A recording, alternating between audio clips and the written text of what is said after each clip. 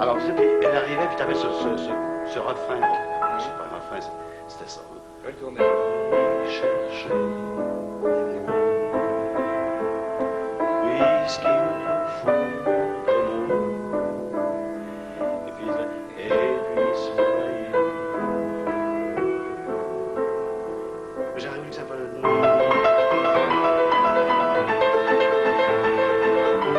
J'aurais voulu qu'on s'éclate avec elle, de Dieu. Non!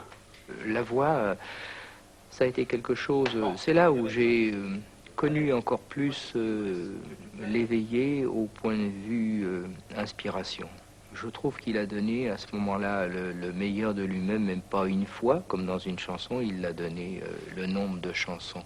Et non seulement de chansons, mais de musique qu'il faisait, avec une profondeur. Et cette œuvre, appelons-la comme ça, puisque c'était une comédie-ballet, ça s'est fait curieusement, ça s'est fait au moment où Piaf était le moins Piaf, c'est-à-dire qu'elle était absolument énorme, elle avait gonflé par la cortisone, elle avait une crise de rhumatisme épouvantable, elle avait les doigts complètement déformés, et c'est à ce moment-là qu'on a écrit pour elle le personnage diaphane, éthéré, à l'inverse de ce qu'elle était vraiment dans la vie. Et je pense que c'est ça qui, à ce moment-là, a sauvé Piaf.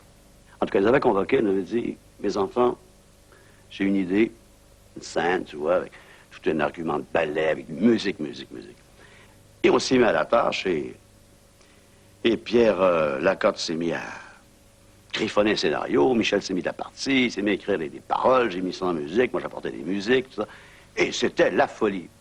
Et il y avait entre autres un pas de deux que Claude Léveillé a écrit, qui devait donc être dansé, danseur-danseuse, mais sous l'égide et l'inspiration du personnage de Piaf qui était là.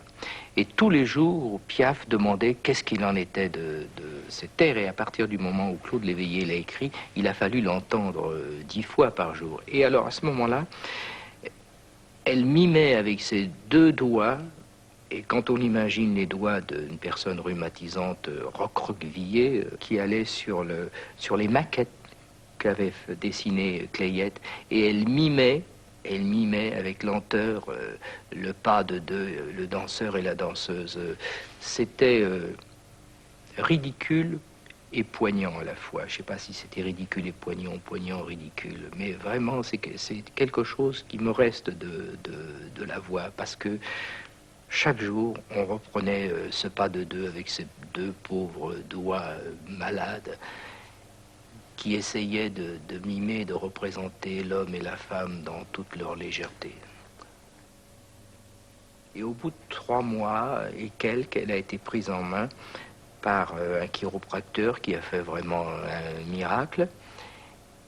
Et elle a été apte, disons, alors que tous les journaux, c'était fini. On avait commencé par dire qu'elle ne chanterait plus, puis après les journaux, c'était pire. Elle avait complètement oublié. Elle a revu Cocatrix. Elle a sauvé par avance les finances de Cocatrix et de l'Olympia. On a su que Piaf repartirait, et de ce moment-là, elle n'a jamais plus parlé de la voix. Très étrange.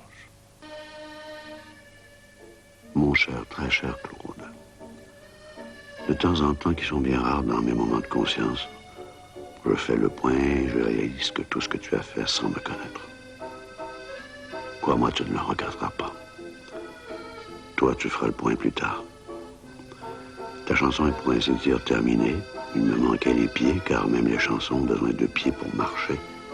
Sinon, comment marcherait-elle? Il paraît même que certaines ont besoin d'elles, sinon, comment voleraient-elles à travers le monde? Je t'embrasse, je pense à toi plus que tu ne crois. Rassure-toi dans le bon sens. J'ai vraiment hâte de te voir.